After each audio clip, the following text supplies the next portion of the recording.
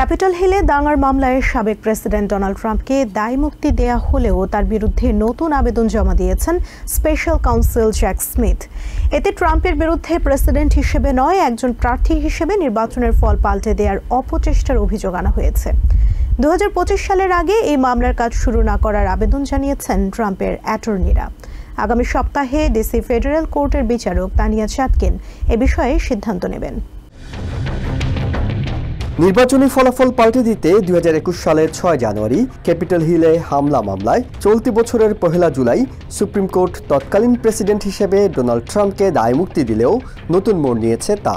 DC federal কোর্টে নতুন করে 4টি অভিযোগ দায়ের করেছেন স্পেশাল কাউন্সিল জ্যাক স্মিথ।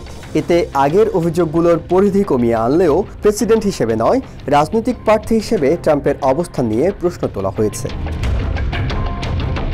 আইন বিশেষজ্ঞ এবং সাবেক ইউএস আর্মি প্রসিকিউটর গ্লেন ক্লিশেনার জানান, জ্যাক স্মিথ এবং ট্রাম্পের অ্যাটর্নি 10 পৃষ্ঠার যে যৌথ ফাইল আদালতে জমা দিয়েছেন সেখানে স্মিথ স্পষ্ট করে জানিয়েছেন 6 জানুয়ারি ট্রাম্পের অপরাধের সব তথ্য ফাঁস করতে প্রস্তুত আছেন তিনি। ট্রাম্পের ডিফেন্স অ্যাটর্নিদের পক্ষ থেকে আবেদন করা হয়েছে এই মামলার বিষয়ে নির্বাচনের পর শুনানির।